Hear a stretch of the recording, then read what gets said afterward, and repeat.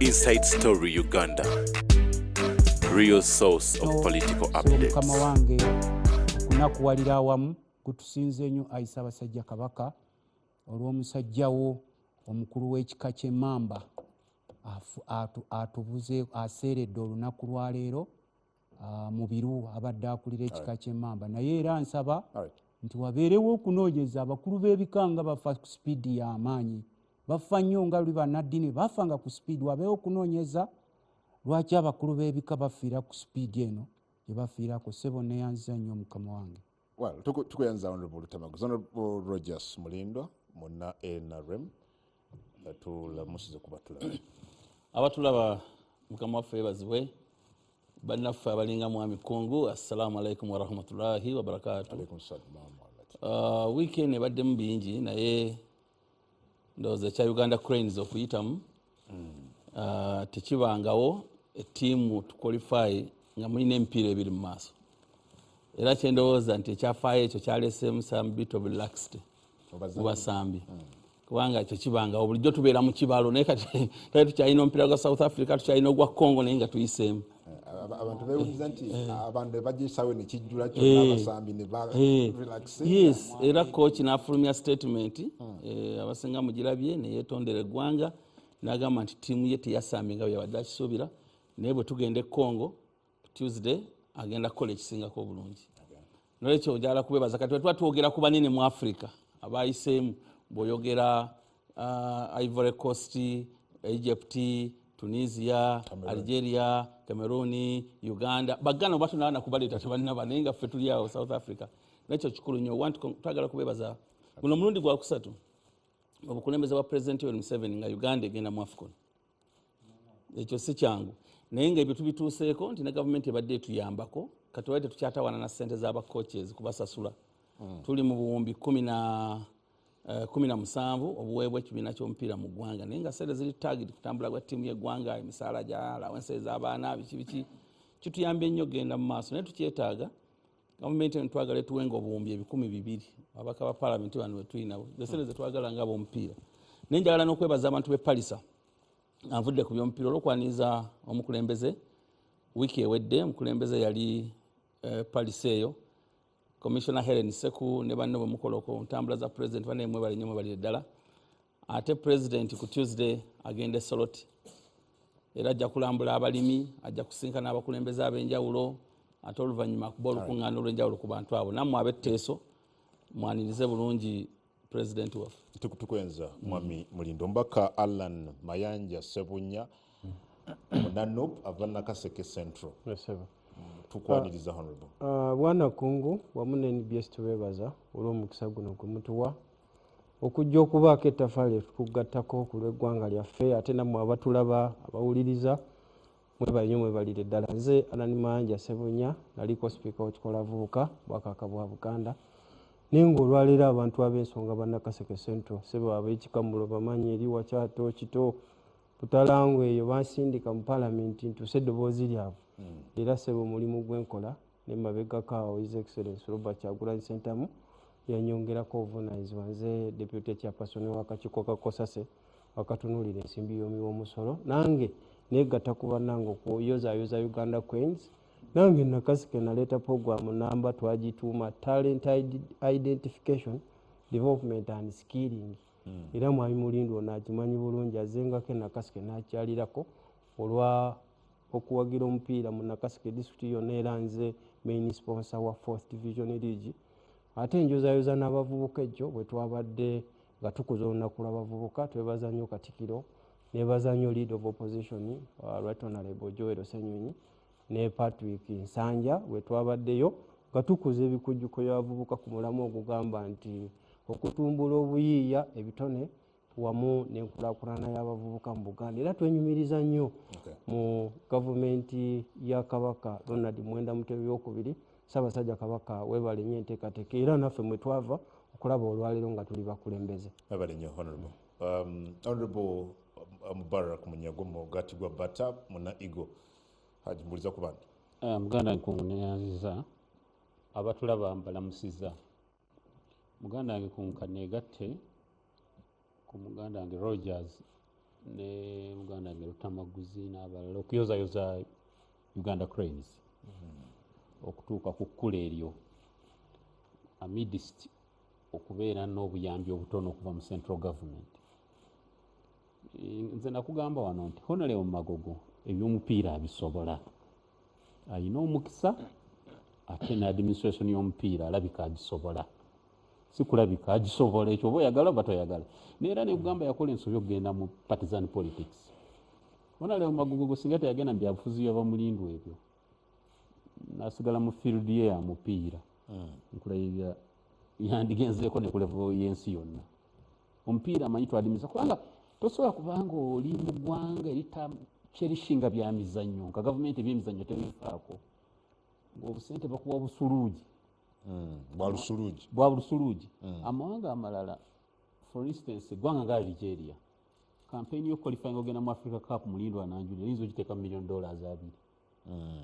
Nibo uliro nayogera nga musanyufu onera mulindo omulidde tebaza mu gavumenti eno akwenti azitoba agenti Uganda ya qualifying emirundi esatu nga mu M7 mu myaka 4 twakaqualifyinga yemeka esatu ate nagamba sente bazituwa ne sente zayogedde nizayogera nti obukadde bwa $10 nyezo kulende sente zayogera bilioni 17 obukadde bwa $1 nga buna buli mwaka ate nga nabwo bwa butundutundu kati ate ne bajja bakwata omuntu omu ani gwe bawa bilioni 5 mbwagenda okukola eddagala Magola omuntu omu natwala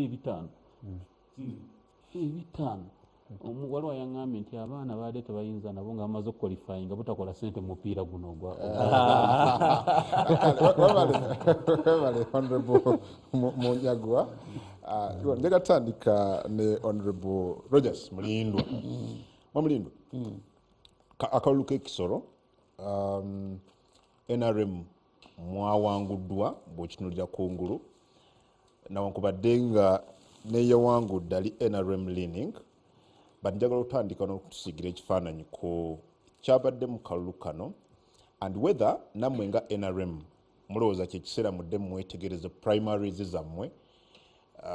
Muze Philemon Mateke bwe yavaayo n'alaga okwemulugunya ku primaries ezaakolebwa byeyayogera mwabisula mu kasero results ezavuddeyo zaalaze nti oba yali mutuufu byeyayogera.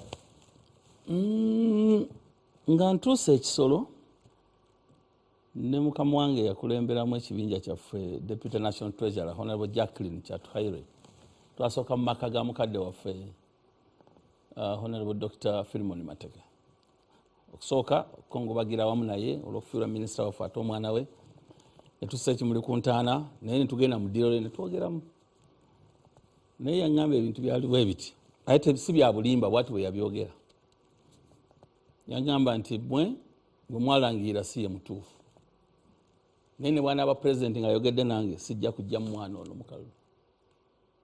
Era nze bwe nali mu ddiiro awo emboozi yange bwe yakoma ebisigalire mbibalekera kubanga yali amaze okukola ekisembayo okuba ekyawaggulu. Nolwekyo twatuuka mu kalulu ako okusooka eyawangudde alina ekibiina naye teyajjira mu kibiina. Wali mpulidde ogamba bawangulwa atalina kibiina alina ekibiina wa NRM era ne NBS bwe yakola debate yajjayo yeera asinga okuba omulungi si lwakuba nti ekereziya kuba yena Anglican naye yajjira ddamu yeera okwongera okukakasa ne mulaale ya president gye twakuba emulamba yasituka ye kennyini n'abantu be ne bajja ku lwale akabona akenkunala akalaga nti yali muntu wa NRM era ekyo kyekimu ku byatataaganya akalulu ka Rosa Kabajeni kubanga ekintu ekyo nakakiraba emirundi 2 nakiraba epalisa nga tulonda MP ono aliyo Oroni akati Oroni yali flaga bearer waffe nga Taligola akutte alina naye azenga independent tuba tuli ku lwale ya president Sembayo Taligola najja era kati Taligola tukola naye ku kitebe ky'NRM ekikulu mu research desk kati nakino bwe nakiraba nendabira ddala nga nti kati wana akalulu kongedde okulagira ddala nti bano bombi ba NRM era abantu baffe bagenda mu kalulu nga tebakyanoonya gamba nti ono yewe NRM akutte flag onaki balabika balonda byabwe. Amawulire amalungi gali nti ku balonzi abalonda kubanga candidate wafuna independent yafuna emitwalo nadde nje wandiise wano independent yafuna emitwalo 5 mu 459. aha NRM nafuna emitwalo 4 mu 14 mu 9 difference ya bululu 15 mu 477. yes naye rale ya Honorable Kyagulanyi eyalaga abantu abangi ennyo ku TV njagala mu abandi aba mukitegeere abajja okulwala ya Honorable Kyagulanyi baali bazze kulaba Bobi Wine tebajja kulaba Honorable Robert Kyagulanyi munnabyabufuzi naye bajja ku muyimbi kyova olaba yafunye obululu 9 naye bw'obagatta bonna aba opposition balina obululu 10 bonna 1615 abana NUP UPC FDC ne PPP 16 they represent 1.6% ku total votes ezakubibwa NRM ine ebitundu 98 n'obutundu nga 6 ku 10 n'obutundu nga 4 ku 10 kitegeeza nti kisolo purely is NRM. Naye lwaki candidate wa NRM teyawangula? Ekisooka kwe kwetematemamu okubaddeyo nti Honorable Philemon Mateke is not an ordinary politician. Be basajja abagundiivu aba UPC abedda. Era abantu abo bakyali abalamu abali mu UPC bw'omusanga taba mwangu nnyo. Kati kisolo alinga gy'atambuliza wano. Tulabutuzi mmoloka n'akubira essimu abantu 5 ne batambuza enjiri okumalako district. Ekyo kyatukuba nti yadde deke yonna abalala 11 ali nabo naye omuntu ono yali muzito mu ngeri ekyo kimu. Ekyokubiri twasanga amadiini. Kati bwe tusanga amadiini tugenda okuyingirayo ng'ebintu biri mu madiini. Candidate wa NRM nga mu Kristo mu Katoliki Rosa Kabagini independent nga mu Protestant. Njagala nkuterewo kye baba ayita bapoloto wali mu lulimi lwa bana apoloto. Kakati tugenda okutuuka wali singa onoonya abakristo 10 baluta maguzi n'onoonya abaprotestant 10 n'obateeka sayidi eno osobola okusanga mu bakatoliki 20% nga tebawagira NRM ne mu Anglican oyinza okusangayo 7%. Kati bw'obanga NRM goyina flag goyina omukristo okuvuganya chances are higher nti mu kampu ye ejja kuvaayo abatajja kuwa kalulu bagende bakaweeno naye ate bano bayinza okusigala solid. Eyo nayo yali factor yakubiri ey'amadiini. Factor yokusatu bwe bukulembeze mu district. Put aside the chairman of the NRM. Naye obukulembeze mu district ne chairman wa C5 omutwaliddeko nga we NRM ne vice we ne speaker n'abamu ku president 7 bawe emirimu mu Kisoro district. Bayite bawagira candidate we NRM. Ejo nayo yali factor ndala. Kakati factor endala eyaddako ye ebimu ku bisuubizo. Waliwo gye twalaganga ne batugamba naye mwatusuubiza mu abe NRM waliwo kye bayita Kale Institute. Ndoza twasuubiza tujja kuzimba institute mu kijjukizo kya taata wa Kale Kayihura. Eyo nayo was another factor abanaga nti institute eno kujanga tumaze ogizimba. Nati twagala okusaba abali mu office batuyambe tukirize ebisuubizo bino. Waliwo tourism road emu gye bayogerangako Kisoro Bugahinga kubanga bwe tutabyogereko ne tutabikola ate kiyinza n'otukosa.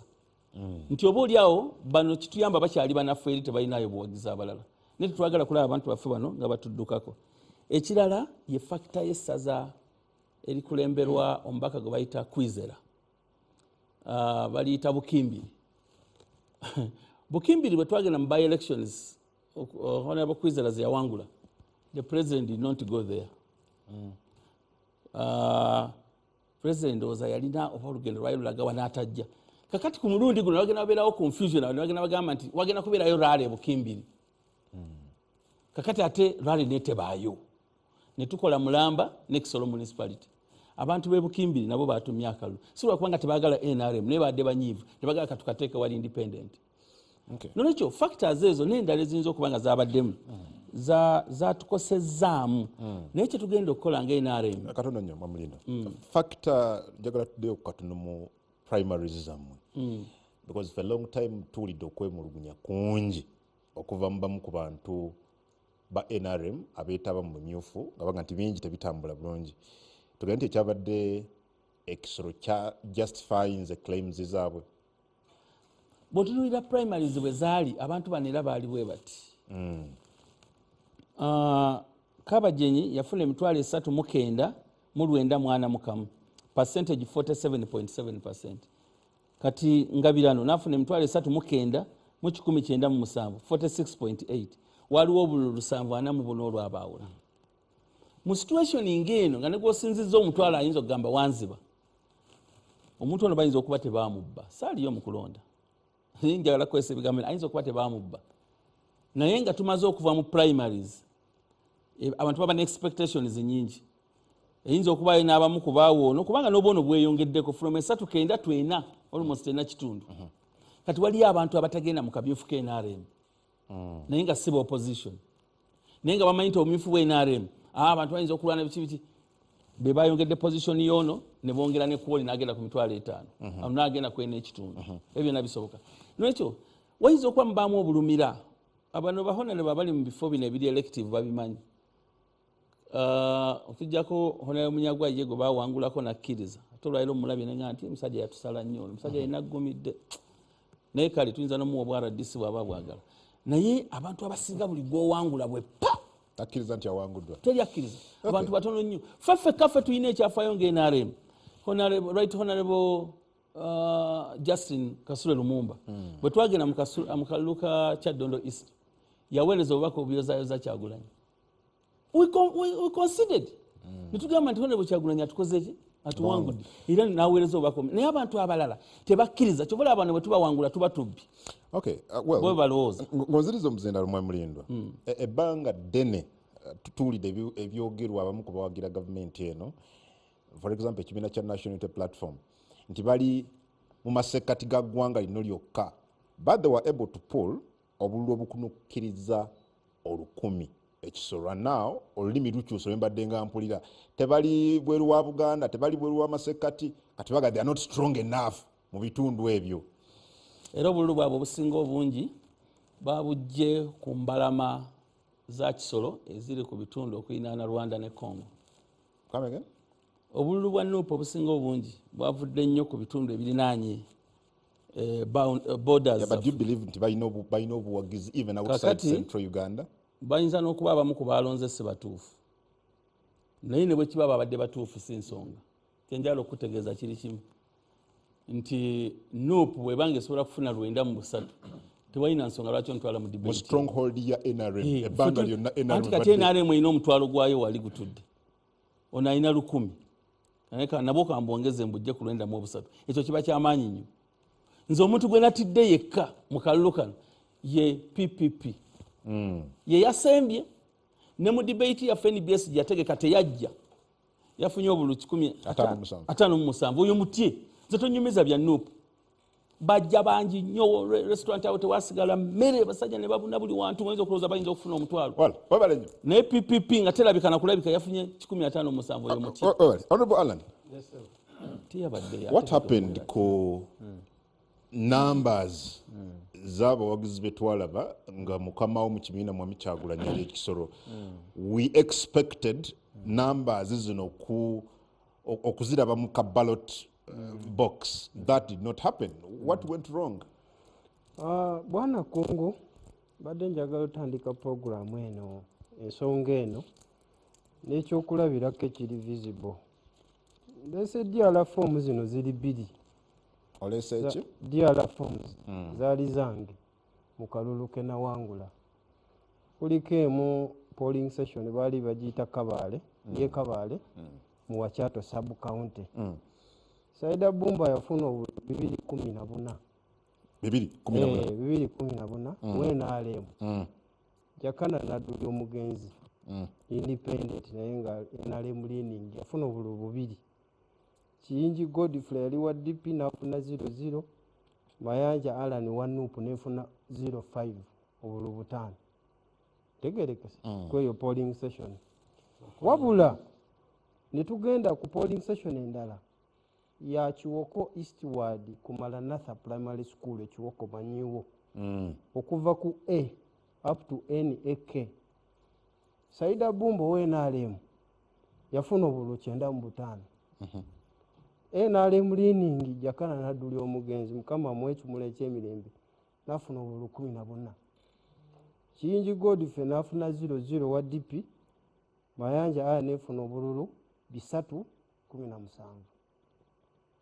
naye twagenda okumaliriza nga ngenda kuweza omutwalo mulamba omugatte era kwe kulangirwa nga mpangudde nga Saida ayini mu kasanvu. Kiki kyentuukako? Kakati kino tukigeraageranya n'ekyabadde ekisolo sose ku kifaananyi ekinene eky'eggwanga. Abantu bagamba era kakati kino kyalaze Kyagulanyi teyawangula akalulu k'eggwanga lyonna eryawamu era kati bapropagandise kye bali mu kutambuza enamba tezimatalinga biki. Naye nkulaze ku fakiti eno kamukuweko ne diala form oyinza okugamba nimba gwe mulindo kakati ngezaako electoral commission no of course kwebiri electoral commission tojiraba empapula bazikuba so ngezaako kusigira ekifaananyi ekyawamu nodda sebo okuguba musango tokkiriza mwamulindwa ku disruptive ngezaako kusigira ekifaananyi kino kyolwaleero NUP mu kifaananyi ekiwamu ekinene mujjukire mu kalulu ka 2021 Kyagulanyi yawangula Buganda n'awangula n'isi ne Busoga. Kakati nkuwa ekyokulabirako kino olwaleero bannaffe mu kalulu k'ekisolo era tekaabadde free and fair. Lwaki? Okubba akalulu tekaabadde free and fair.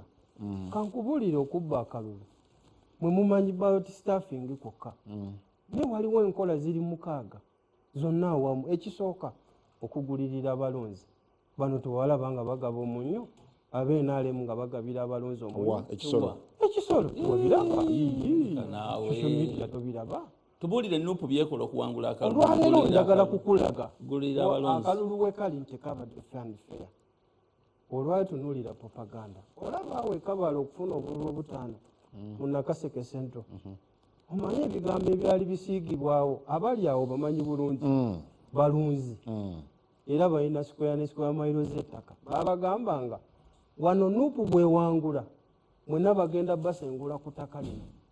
Olaba propaganda olwaleero bano propaganda gwe basiigeyo wansi era temina kyansi kulimbulula nebaza nnyo pulezidenti waffe Robert Kyagulanyi Ssentamu yavaayo n'abagamba nti olwaleero mukyala wange Babiyitungo ye Namakula olwaleero Nubianiri Muganda bwe balimba lwaki temulimbulula ate olwaleero bano Kyagulanyi olaba bw'aba amaze okuba enkuŋŋaana bano bava nju ku nju. Lwaki bo balina obusobozi ffe bwe tutalina olwaleero bo balina ssente foreze tutalina. Olwaleero bw'olaba n'ennaku zennyini zaaweebwa okukuba campaign just only 14 days. So olaba ng'eto commission tewaliwo fairness. Nja kusaba producer nga addemu atulage ku footage gwatulazaawo katono alaga numbers nga bwe tuwaziraba ekisolo nga mukawo ezo. Just look at that. Bano be bamu ku bawagizi bammwe abaalabika ekisolo mwami Kyagulanyi ng'agenze sided. Just look at that. These are thousands of people well protected. Betwali tusuubira n'okulabira mu ka ballot box ekitabadde you only managed obululu 9 given all these numbers. Kakati producer tukoze bulungi nnyo ebifaananyi byasoose okulaga bya Pickens. Olabye amagye olabye mamba ziba zinona ki mu kalulu. That is intimidation. Lwaki oba otiisatiisa abalonzi?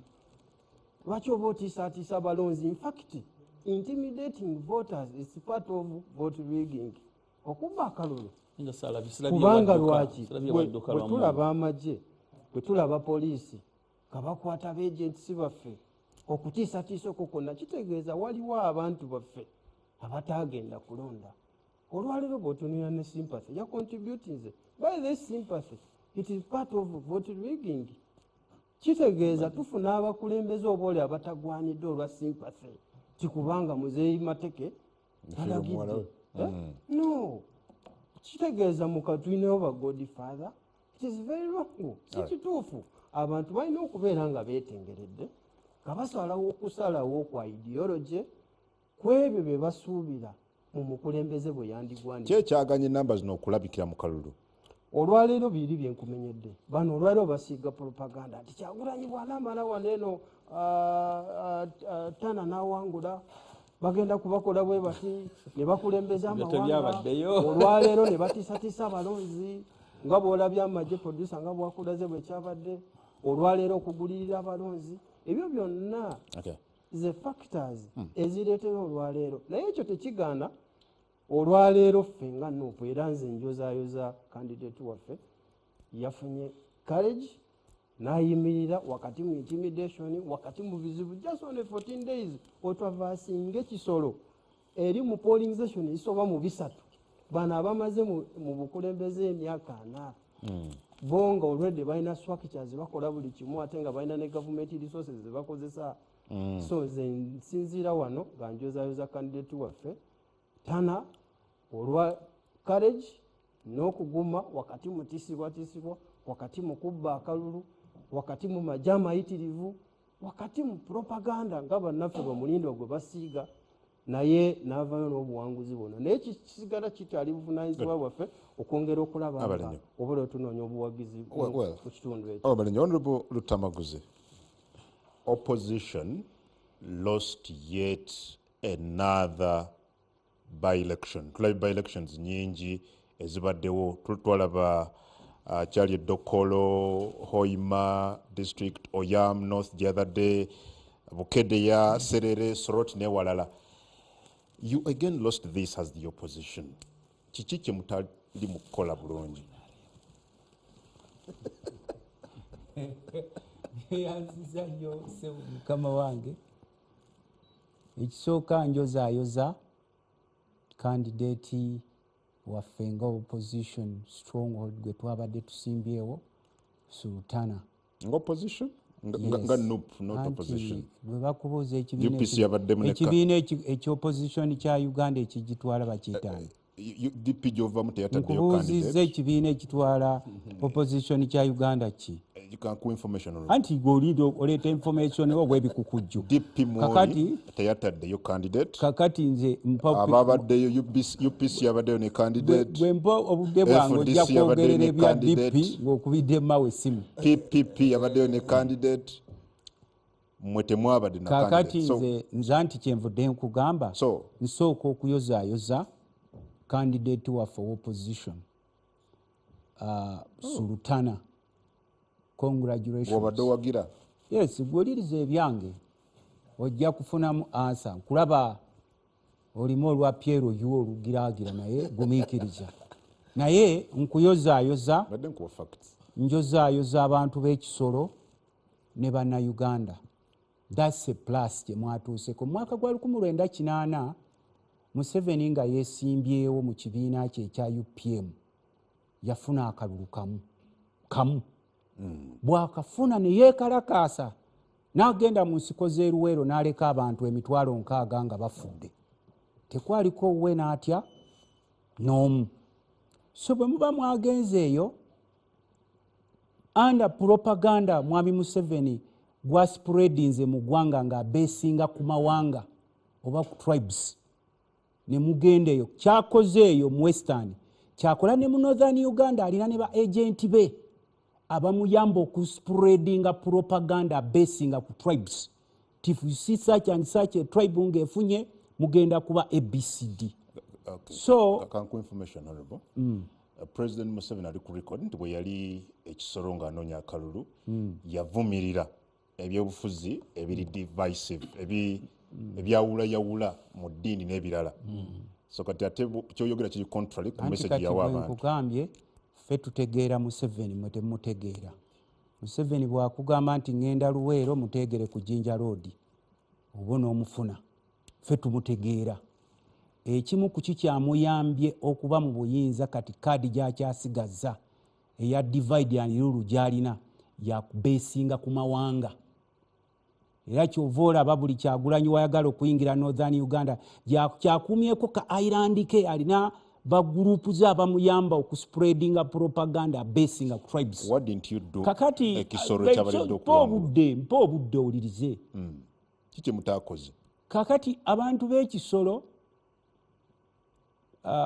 omusajja omungereza yagamba nti tewaliiwo kyemutalabye ate tewaliiwo kyemutagenda kulaba. Eyo yeva Kaleekyezi Kayihura yali IGP ndowooza okimanyi bulungi. Era okugenda okufuna obululu bungi nnyo kuba bwe ndaba obululu akalulu akamu Museveni ke yafuna mu 8 kati olwaleero nga yafuga. That's a very big plus kubanga baali bateekawo ekisenge eno temulina kujja ne bateekawo ebiboozibozi ebiyawula abantu ku mawanga eno bapretendinga nti simanyi bo tebaagala kusosola mawanga.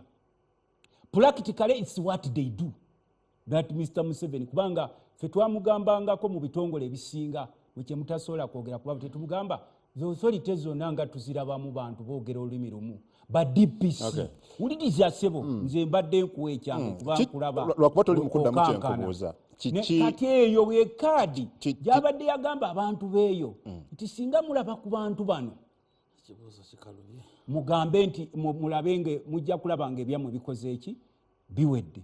Kati walabye amagye ge yayiye buli we tugenda mu kulonda tubanga abagenda mu lutalo najjayo ebimamba abasirikale ne munoonya akalunga mulinga abali mu lutalo.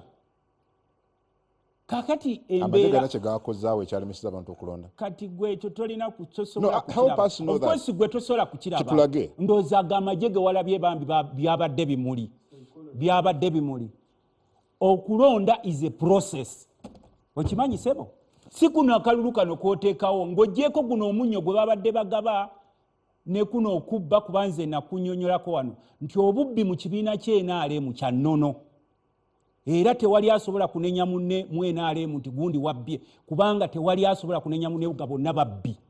Bw'atabba bululu mu ssente abaazitwala bw'atabba ssente ebibanja baba bitwala bwe batabba bibanja property za government baba zitwala. Kati bino bye wabadde olaba waliwo n'omubaka wa palamenti aliira ku nsiko naye yabadde abba obululu wamulabyeko oyo omumanyi wamulabye kati otandise okuvaayo nkulaba kuba lulimbadde nkulaba omubaka yabadde abba ki bululu bwa kibiina ki yabadde incident emu nkuwa information it's a multiplication of so many incidents. Yes, mpa information yo yabadde incident emu nalabye ne ssentebe wa kukiiko by'okulonda nga acknowledging incident eyo aga nti omwami ono yabadde akalulu omwami gamba omubaka wa parliament akalulu akabbira eyawanguddwa wa NRM. Kati webale nnyo kati bali batuuse nga boolaba setaani ne setaani nga zirwanagana zerekerawo drawbacks kwe zinaayita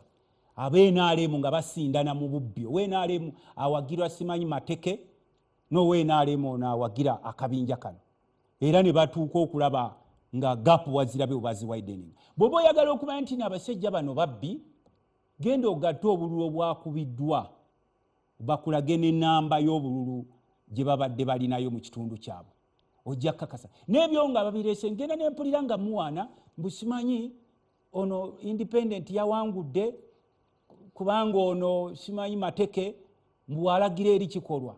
Kati tuli mu biseera bino ng'okulagira tekukyakola nga just olagira mu bululu wajjo oyo talagira ne bakola tourism roads oba wakitalo nyeyo mu government wakitalagira ne babawa amasanyalaze kubanga bw'otuuka mu kitundu kyerize sibanenya abantu baayo kubanga bw'obanga gavumenti eno ekufuga esobola okufugira ddala n'obeera mu nzikiza nga tomanyi na kigenda mu maaso n'otuuka eri ebikubo byonna byafa abantu baavu ng'oggyeko busekishoni bw'abantu abatono nnyo Mr. Museveni handpicked nga boolaba General Kalekyezi Kayihura and a smaller group gye balonzeemu yeesobola okulagako kuwerese gye balina naye abantu beeri baavu naye nze ekyenjagala kuba congratulatinga ka information kaliko badde oyogeddeko Mwalimu adabuza nti yabadde mubaka kyoyo nalabye ssentebe w'akakiiko by'okulonda omukulu Simon Mujeni byabakama gaga nti general akalulu kabadde peaceful nga tewali incidents nyingi nnyo okuggyako emu ku Busanani polling station mu Busanza sub county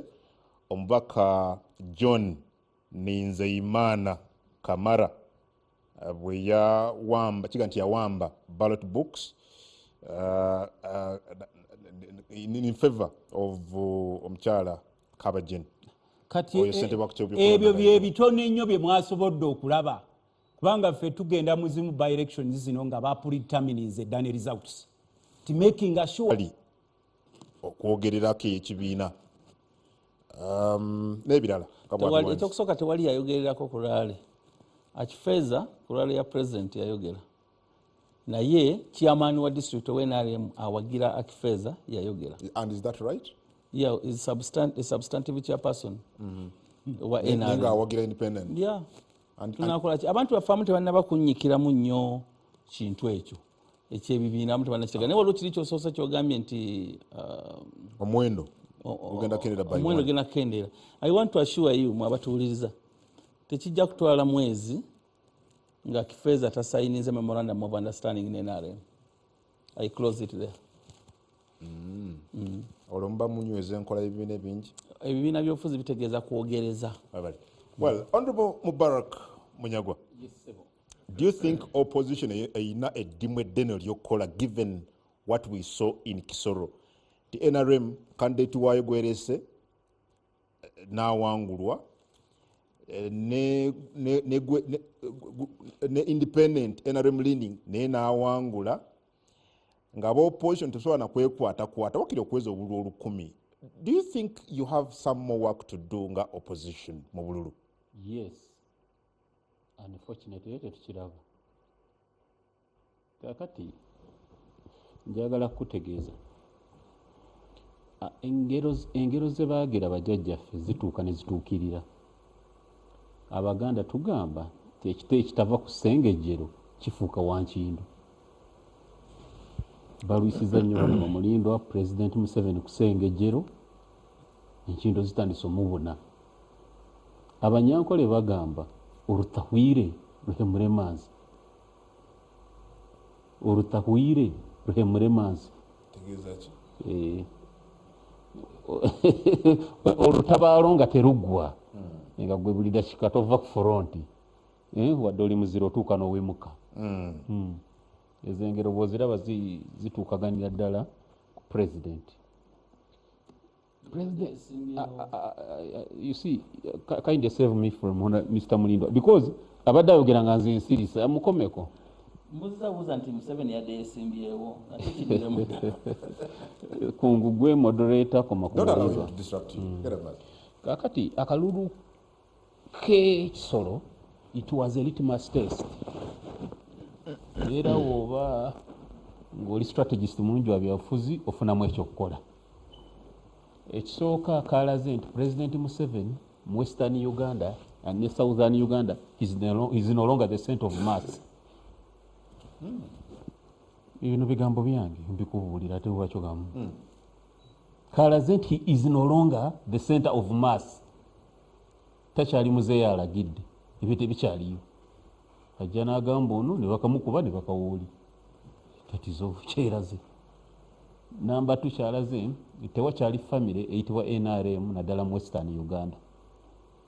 Sentiments eziri mu ndala mulindwa lwako mukalukalu tajja busera kinakimanyi ekiri ekisolo kiri ekabaale kiri ebushenyi kiri mu mbalala kiri eyibanda kiri ebuhweju district zaawo zonna. Western Uganda yafuna problem wansi wa President Museveni. Bagenda ne bafuna polarization ngeri madiini. Western Uganda abakatoliki versus Anglicans lutalo lunene nnyo, rift y'amaanyi nnyo ate nga NRM yasinga okugireeta. Waliwo eddiini emu eyalabanga eri marginalized compared ku balala nekiyingira. Era olutalo lw'amaanyi mu NRM lw'amaanyi nnyo nnyo nnyo. Abava ebushenyi abali aba TV eno kyenjogera mukijulira, abava ekabaale mukimanyi, abava abo mukimanyi, ebuhweju mukimanyi, abava abo mukimanyi. So eyo mbitundu tewakyali nti eno NRM kino kye NRM batuula butuuzi naga wano baani abasinga nti ba Anglicans kino kyaffe awo ne batwalawo. Wano baani abasinga nti ba Catholics kino kyaffe tukitwala. That's why mu Western Uganda anyway nemegenda nnyo lwakiyinza okwongera okwawuza abantu baffe which is not good. Naye lwaki nkikonyeeko nti opposition bwe tuba nga tuli ready okuyiga mu kalulu k'ekisolo tulina bingi bye tuyinza okulabirako ne tuteekamu amaanyi kubanga akalulu k'ekisolo kalaze obunafu bwa NRM ne kabumalayo. Tusobola okuteekamu amaanyi ne tulaba 2026 kye tukolawo. NRM obululu bw'olaba ng'efunye obululu emitwalo 4 manya nti obwayo obutuufu badde 2. You see, that's the truth. Bino byewalabye, don't think it was an isolated incident. Ekyo eky'omubaka wa parliament yakutte awambye ballot books. Closer it was an isolated incident. No. Byakoleddwa wangi. Okulanga kandidate w'NRM bamutuusa we yakoze we yatuusa. So opposition nakugamba twetaaga think tank. Erowooza ng'olwo ttiimu etuula n'erowooza n'eri emmere ew'amagezi mutuula ne mulowooza nga mulowooza byabufuzi district ku district dynamics ku dynamics bonna nga bwe bagenze NUP FDC PPP bonna ndowooza bagenze kukola bukozi accountability ya sente ziva tufuneyo activity and tekeko embalire ya sente because they all knew the outcome. Otabadde na lukiiko even lwa district executive committee wali FDC neggala office neggala awantu wotalina even kakiiko kamu nti kano nekikolwa district osuubirayo otya akalulu tebabadde ku ground nkugambye va ku ground nebeerayo ne executive ya district wakiri. You have the money, you have everything. Office ne mujigulawo ng'ekya mugenda ku nominating a candidate. And that is happening between by'eggwanga ebirala. Exactly. So munawangula mutya nga bakugamba. Anti okyenjagala okugamba nze omanyi problem gye nyina nsaagala bwe. Nze nkola analysis okusinziira ku kyendaba. So muli bannafu ekigenze wa. Si bunnafu bagayaavu. You know, yawula obunafu n'obugayaavu. Nti oyina chance grabbing ekitundu kuba NRM eri mu kugwa but the opposition is not taking over. Oba kyenkunyola okitegeera bulungi. And some of these parties they have billions of money bali nazo they are just oozing with money. So kyengezaako okulaga nti NRM is collapse is eri ekigambo okugwa oba kiyinza okusaanawo. Exactly. NRM eri mu kusaanawo but abantu bali awo mu masaŋŋanzira tubalese babeere taken away by religious sentiments and tribal sentiments. Opposition waliwo vacuum gye tuleseewo. I'm of the view and I would think. So for example Kisoro FDC oba NUP oba ebibiina ebirala PPP kyebatakoze oba kyebali badde bakola mu mbeera bingi nga ki yali bitandikira ku nfa ya muwala w'amateke. Opposition mwakola mulimu ki mwalina okwenyigira mu nsonga ezo bingi bye mwalina okukola. Okufa kw'omuntu omunene bwekutyo ne mutakwenyigiramu. Okufa kwa Nebanda Honorable Nebanda Katonda amusasi we yafiira wali mu Kampala. Mwali mulina okwenyigira mu kufa okwo. 2 even you go nemugenda yo kubagiza okukola ki even your teams attend even the barriers because mba mukimanyi MP waffe obawo by election. That is number 1. Number 2 there is something I don't understand.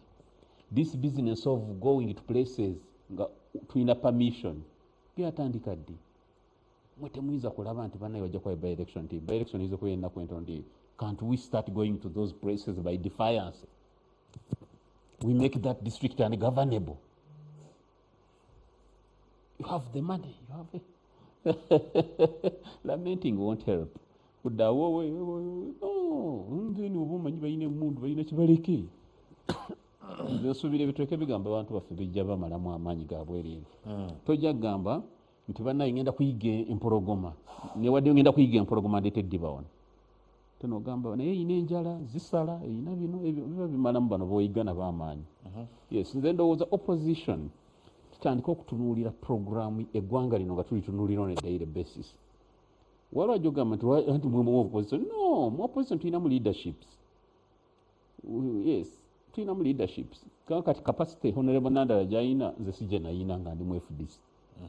Honorable Nandala running afuna ssente on annual basis mu government ya Uganda yokka ezisoba mu buwumbi obusatu ekitundu buli mwaka. Bw'ogenda mu bagabi b'obuyambi biki afuna billion ezigenda mu mukaaga omwaka. Those resources ne mugamba nti Kabale tujja kugulawo office ng'enkyaka akalulu nomination yanca. NUP n'ogamba nti Kabale nja kulinnyayo ne candidate ne muronkingira Kampala.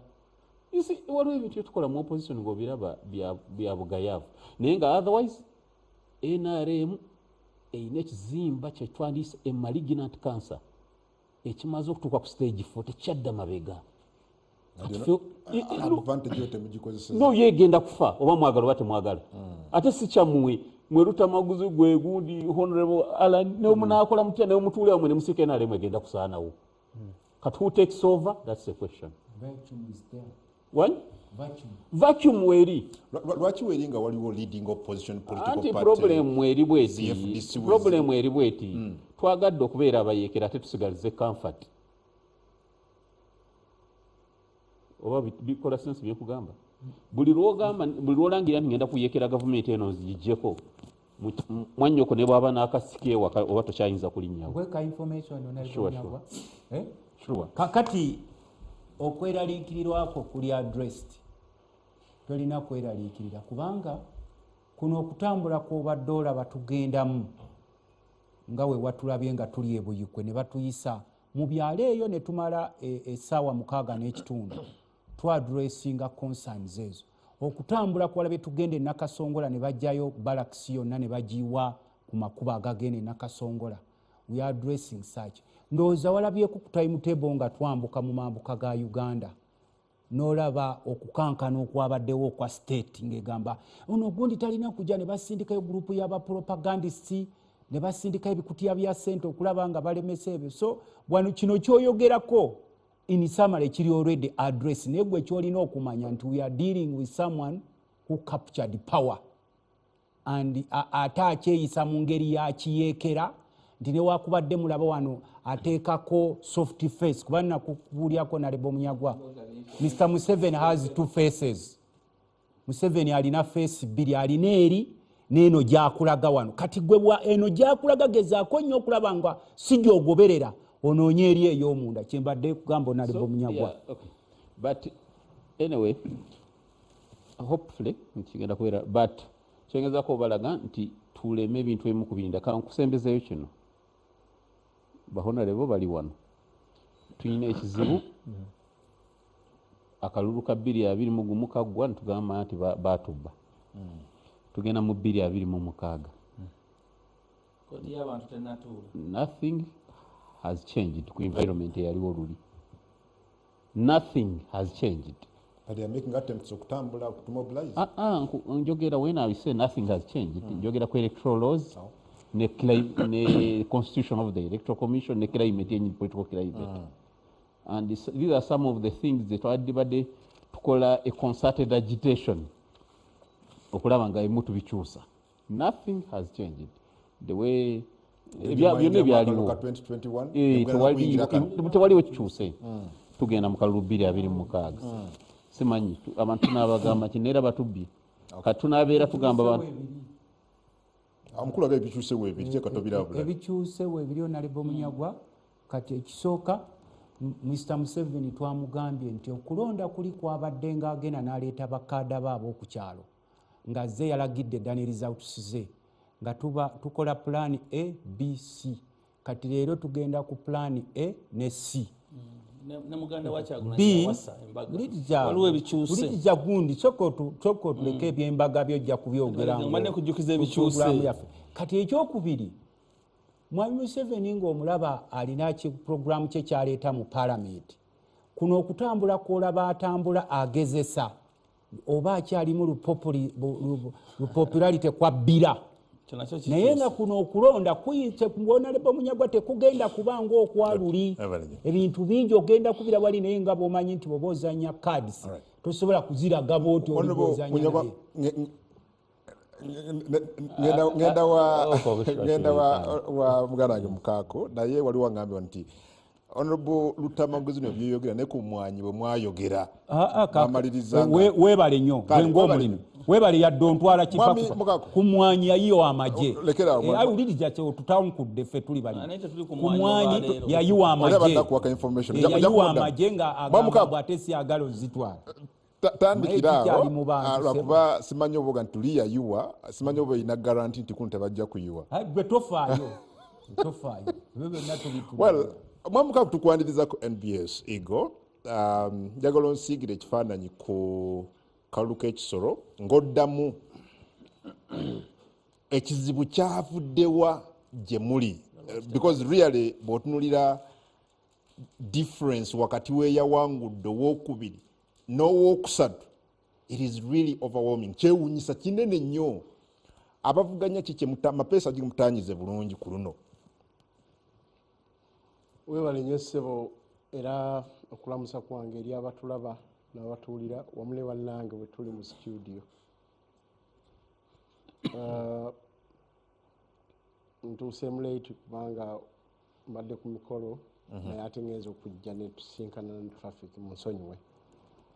Nsobodde kuwuliza ku mukulu Munyagwa ennyo ne mukulu Lutamaguzi naye of course ebigambo byange bikwatagana n'ebya mukulu Munyagwa nnyo njagala kwongereza okwo. Kitalo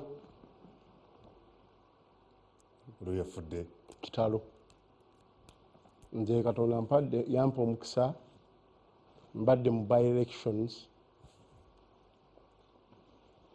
nyingi wansi wa Museveni naye naddala by elections okuva 2017 era mu kiseera ekyo FDC ng'ekibiina we kyaluzingira leadership y'opposition oluvannyuma tukitwale tukumpi mu 2019 oba otwala abantu n'endowooza gye baali bakola ki balowooza wadde legally yagiruzinga mu 2021 naliyo mu kalulu akaatandika okukyusa ebyo nga omukulembeze waako ne munnange Sempeebwa ak'Ekyaddondo. Akalulu ako njagala ntegeeze abatulaba ne candidate yennyini yeewuunya bwe twakawangula. Lwaki? Bwe twamanya nti mu by election kumpi eba national election buli muntu agiyingiramu ne president w'eggwanga agiyingiramu ne bapresident b'ebibiina bagiyingiramu buli facet buli luyiro gyolina lugiteekamu. Twagezaako nnyo okulaba nti opposition ffenna tubeera wamu naye ku olwo mu kalulu ako fe abamu twali ku sayidi ndala ng'ate ne bannaffe aba FDC baali ku sayidi ndala. Twalina abakulembeze be twalina nga batutumu oba bacandidates nga batutumu naye nga tulina okulaba tufuna ne bacandidates abalina obuwagizi ate nga balina n'obukozi okusobola okuwangula akalulu. Bwe tugamba bacandidates ttiimu zaabwe nti totunuulira tutumu lyokka olina okutunuulira obukozi ate olina okutunuulira n'obuwagizi osobole okuba nga olina kyovaayo nakyo kubanga njagala okutegeeza abatulaba nti obubbi bw'obululu ku regimu eno awo wokka we nkwataganira ne mukulu Lutamaguzi obubbi bw'obululu ku regimu eno kati constant yafuuka constant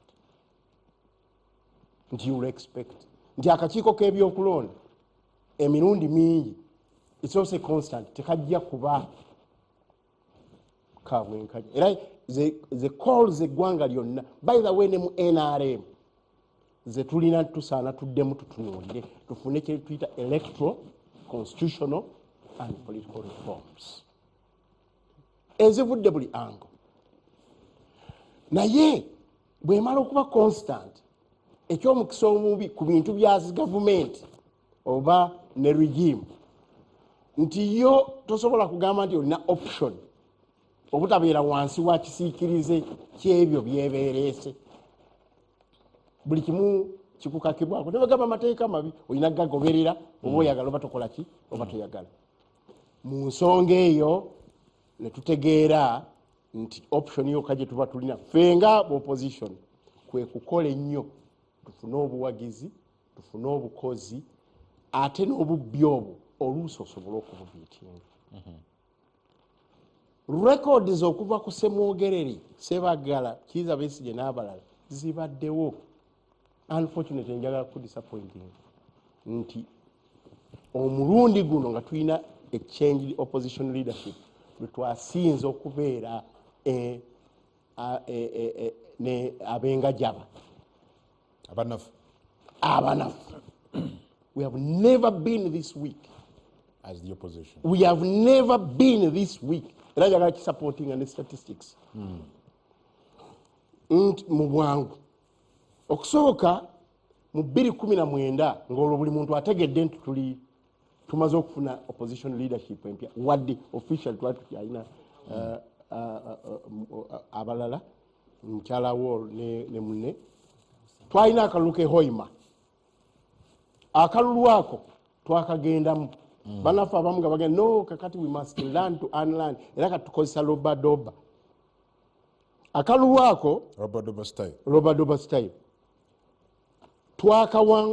batuwangula akalulu ako batuwangula nga tufunye 14.2%. Akalulu akaddako kaali ke Kayunga twali twakava mu kulonda obusungu bwali bungi omuntu yali atemuddwa sympathy votes zaaliwo ffenna amagye gaaliwo. Akalulu ako kekokka ke twakawangula ke bakatuwangula nga kumpi tuli mu bitundu 38. Obululu obuzeeko ng'akoomoro batuwangula bubi nnyo nga opposition twafuna 11.3%. Akalulu akaddako akoyam by elections batuwangula bubi nnyo twafuna 1.26%. Njagala bino mbyogera ne constant y'obubbi ne constant y'akakiiko akatakola ki. Akalulu akaddako akalulu akaddako ke kalulu yes ke kalulu ka mwami ke Hoima akali mu mwami akero C5 twafuna 11.2%. Akalulu akaddako akeddokolo twawangulwa bubi nnyo twafuna 1.51%. Olwawo buzeeko okwanguya olw'obudde ak'ekisolo twafunye 0.92%. Never ku biseera bya mwami Semwogereri, never ne mwami Sebagala, never ku biseera bya mwami Kizza Besigye, never ku bya Mugisha Muntu have we ever been that badly beaten. What went wrong? What went wrong? Obwangu ennyo. Ate era kyekinakuwaza kyangu okugamba nti oke kiconstant kiri tetulina kyakikolera n'obusaasira buli muntu aliyo. Ffe bwe twali mbululu bw'omanyi bwe nakulembera ak'ekyaddondo ak'ewamwiru nga ne bakandidi siba kibiina kyange ak'ebugiri ak'Arua ewa Ssentongo n'akalala ke saakulembera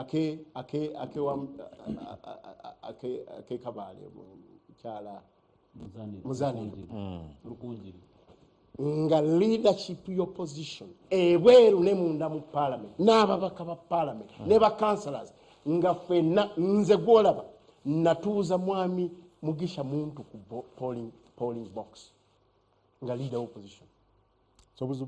Natuuza mukyala Cecilia Ogwalu Winikiza ku box leadership y'opposition yenna ejjinja ne bwe twagenda ebugiri ne bwe twali Arua. Bamunyagwa bano nga bamemba ba parliament batuulanga ku box.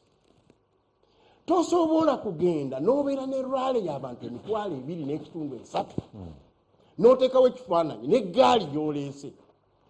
Olunaku lwe bagamba nti kakati muwumudde muteeketeeke abanaakuuma akalulu nga ziri constant ozimanyi okoza omukulu abyogeddeko siyagala kwogera ku byatuguddewo di office kubanga nze obululu bweno namalangayo weeks 4 weeks 5 kati ng'ekyaddondo namala ennaku 69.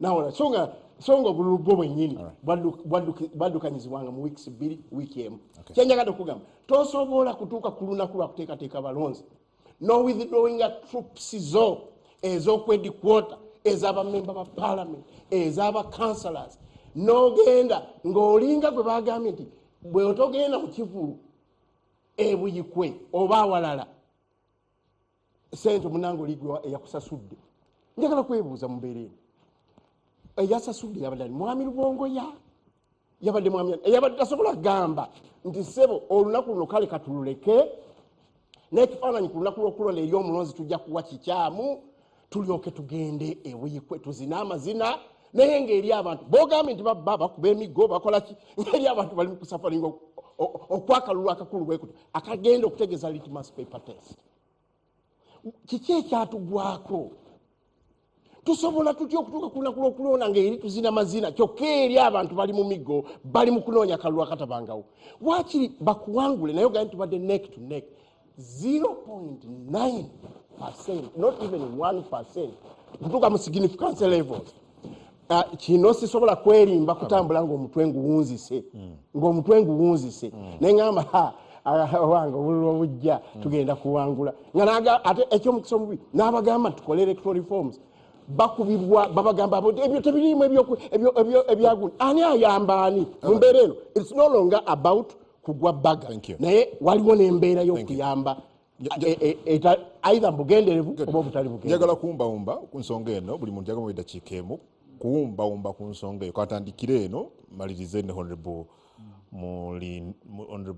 Munyagwa dakiika emu yokka ku nsonga ezo mukulu muwulidde you still have a long way to go ng'abali ku luvuganya gavumenti kati gwe kisinziira ku leenizi ye zaakozesa ne wawaayimiridde omanyi bagamba bw'obeera ku lusozi n'ali wansi w'olusozi si kyekimu we mulaba enjuba kati ye kisinziira waayimiridde n'ebirowoozo bye naye ffe tumugamba but akuwadde figures akuwadde statistics akulaze different by elections uliriza statistics wotakola statistics akuwadde ebyokulabirako uliriza statistics before 2021 kati gwe togendanga mu kalulu olinde statistics gwe tuli ku program abantu bakulaba before 2021 akuwadde obululu by elections opposition zewangudde akulaze ekyali ekya Ddondo akulaze Arua akulaze Bugiri akulaze Jinje wa Paul Mwiru aganti then things byali wakiriko abuuza what went wrong between 2021 and now kakati oyo bw'oba omusomesa ngaffe ababeera mu kereziya omusomesa nti we byali ku mulembe gwa Pawulo so bwe baali ne ku gwa Yezu ebintu bikyuka alina okuka 8 n'ezigwamu takyalina vision yonna akabinja kaaba muliko kamuleebeeta lwa ssente abalala lwa mirimu era naye akimanyi nti talina support mu bannansi yensonga lwaki ne bwakulaba mu kakku ng'otambula oba Munyagwa oba Alani oba nze Lutamaguzi asindika amagye kati kyalina wiponi ye gye yeesibyeko bw'ati amagye ate tolowooza nti buli musirikale ali awo musanyufu kuba gw'oyita mu kibuga n'obalaba ebiyumba bye basulamu eby'ettaka palamenti n'ebongeza 25% baja wuliriza madde maliriza na kano n'olwekyo kino twagala okukimugamba walabye twabadde tugende na Kasongola because Mr. Museveni knows programs ze bataddeyo secret programs mu Nakasongola districts ez'okutemaatema ettaka lyayo n'okugobayo ba indigenous people of Nakasongola ne minerals eziri ez'amafuta anti uliza kyembadde maliza mu dakiika yange mukulu agamba ekisoro mwagudde office nga mugenda mu kalulu how did you expect to win nga temuli mu bantu uliriza ate naye alina okimanya nti n'akalulu k'ekisoro kabaddemu tribe okutunuulira mawanga gwe tunuulira bakandidate olabe ne wakubadde wano you pretend ne bali bapretendinga they know the reality nti wabaddeyo no naye bali ne baga ono Munyagwa mu kifo ky'okuleeta ono katweto naye nga kyensembyayo ffe gye tulaga tulengerayo in fact akalulu ka 2026 don't be surprised either Museveni ng'akadduseemu okusinziira ku biriwo ffe bye tulaba naddala mu palamenti ne mu nkuubo kubanga bonna beekuyawuddemu bamugamba ssebo kugina emyaka okyakimaki nabana abaali bataddeyo akakundi konobaga kakati gwe bw'otunuulira ekyabadde ekisolo ekyongera okulaga kubanga ssebo lulinga mwai Museveni waalagira bagamba oga naye bamugambye genda eri wakiri katugende noono kati ate nze bwe natunuulidde ono candidate wa NUP eyabaddeyo wali Sultana n'okusosola kwe babadde bamusosola nga babeesinga ku kusosola kwe NRM okw'amawanga kuba NRM kyekibiina ekisinga ososola mu mawanga ng'osinziira ku mukama waakyo byakola naye nga apuliikinga birala nendaba nti obululu bwe wafunye bwabadde bungi nnyo Mulinda dakiika yaffe gikozese bulungi njagala kuyamba bali abatulaba okusooka NRM tetusosola mu mawanga abantu bonna tubatwalanga bwe bali ekyokubiri onabutamaguza gani nti waliwo obululu obwagendayo nga bungi genda wetegeeze rekodi obululu obwabalibwa n'obwasigalawo bwe mwagabana bwe mugenze mugabanagabana ekyokusatu emmundu ne security tezatiisatiisa abantu tewaliwo incident yonna nti emmundu yatataaganya okulonda era nekyagulanyiro yajja yakuumibwa n'olukuŋŋaana yalukuba wakati awo mu kitawuni okay abatunzi b'obumonde ne baddukayo ne bajja waali n'ekibuuzo kye mutasse bano bonna ekibalemye lwaki namba ezakyagulanyi tezatranslatinga mu ballot paper these were foreigners on the land baava Kampala baava Mbarara baava Masaka era ekikoosi kyajja kinene emmotoka zonna ne zijjula mu kisolo bwezi abantu b'ekisolo bennyini be bano abaawuliza bayinza okuba baaliwo nga 1,500 abalala ne batazuulamu makulu ne batamuwa olwendamu 3 ne bakola ki ne bamuwa ekyali ekikulu mu dakiika y'emu ng'omaliriza tolowooza nti kyekiseera tuddemu twekube mu ttooki mu deployments ezikolebwa mu bululu bwe tubeeramu because waliwo abantu naturally nga bw'alaba emmundu empitirivu ennyo mamba nga tuzirabye ekisolo bw'alaba abasirikale nga bateevuunya waliwo abafuna okutya nagano either sijja kulonda bakanonde in favor olwa abantu abamu tumanyi lwaki abantu because we saw heavy deployment ekayunga by election eyo eyalimu omukyala Nakwede ne wono nkulaza ebifaananyi byabadde ekisolo ne walala oya mutwala abasirikale kati gwe ekyoba osooka okwebaza Katonda nti bwe tukola deployments n'abantu bavaayo balamu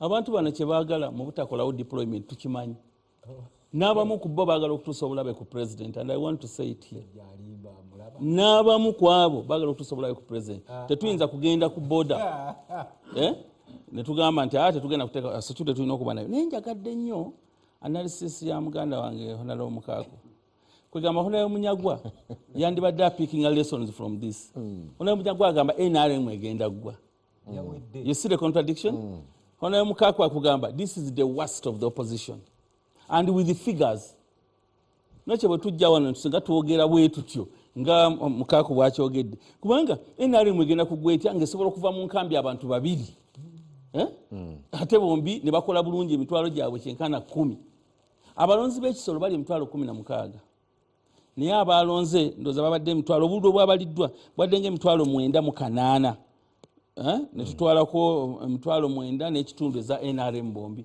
kati 2,000 ezasigaddewo ze zagabanyiziddwa bano olwaliro FDC olwaliro Munyagwa yandi takyalina na moral authority okuyimirana n'ayogera kubanga ye Katonga yaabwe teyaleese candidate naye neye najja nankumbi yaleese 193 if it's about Museveni takyalina maanyi mu Western ng'alina omutwalo gw'abalonzi what about Besigye who comes from Kigezi okay kubanga original ya FDC Kigezi naye 19 mu bumeka nekyo gyala kugumya bannayuganda ffe tugenda kutereeza ebyaffe tubimanyi ebitutawaanya munda mu NRM naye opposition ya Uganda I agree with Mukaako ekkiridde egenda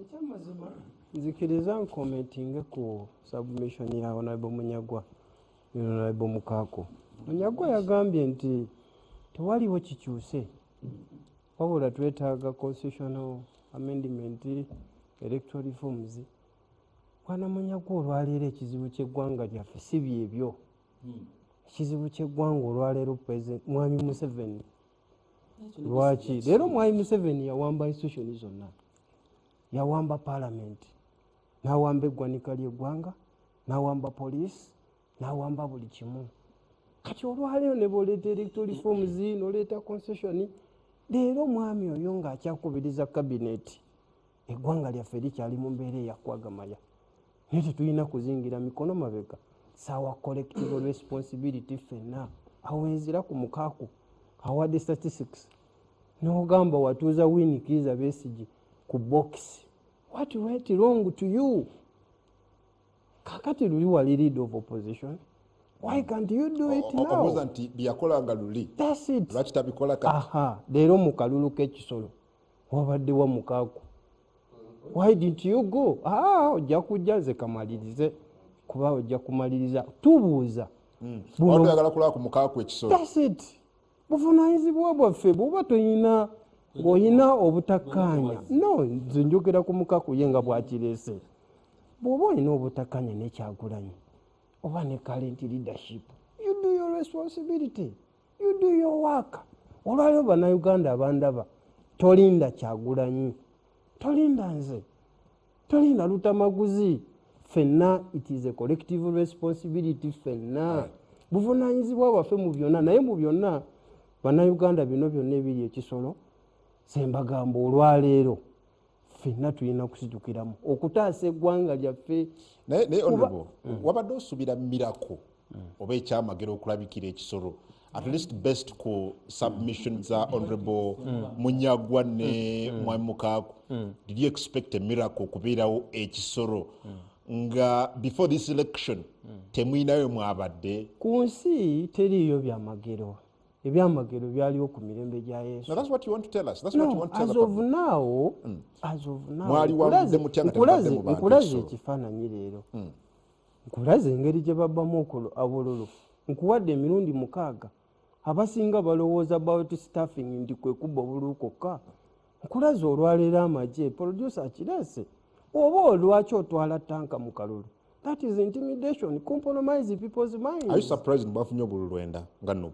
Obuliwa ekisolo olwaleero bino ebigenda mu maaso by election ne Mukaku yonna nga wazoogedde kugambye olwaleero ekizibu ky'eggwanga kino kimwami Museveni bino byonna bigenda continuinga bigenda kubeerawo as long as that person is in that seat. Bannayuganda tulina obba bikkula obwongo bakitegeere and we face it in the reality.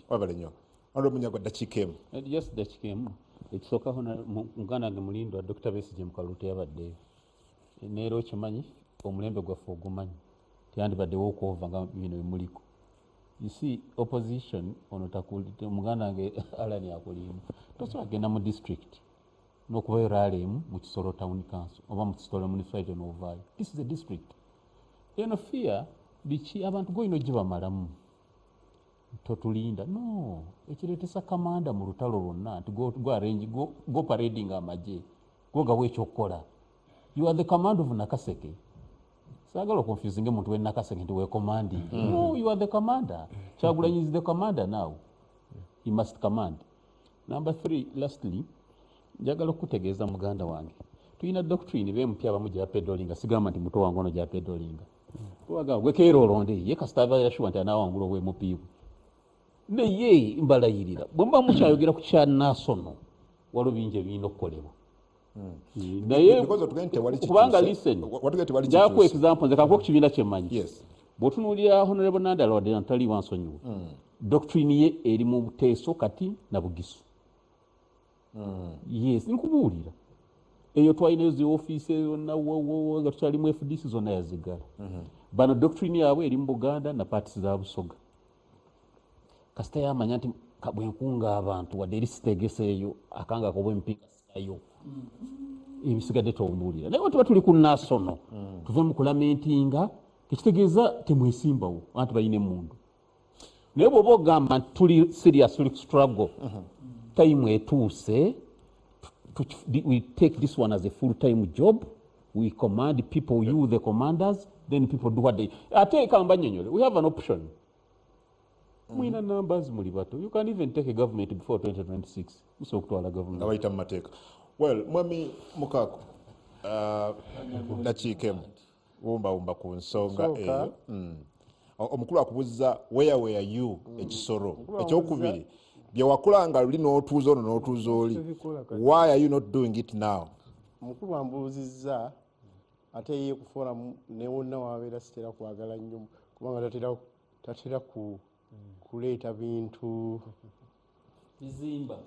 No, tatera kuleeta bintu bitalowoozeddwako. Naye njagala kugamba nti saagala tufaanagane. Tufaanane bubi. Buli lwe twogedde wano n'ebweru tunenya President Museveni. Kubanga kyekifundikwa kyekitikkiro kya sayidi ki eri. Waliwo ensobi nga bamulindwa be bazikola. Naye when you are the commander, bw'obeera nga gwe commander ebintu ne byonone ne bamba mu lutalo luno nga gavuga bwe mugenda okutuula tugamba mistake yavuddewa temuzibuuza bano abawansi muzibuuza bano. Era nze ensonga gye mpadde okuva wansi wa President Museveni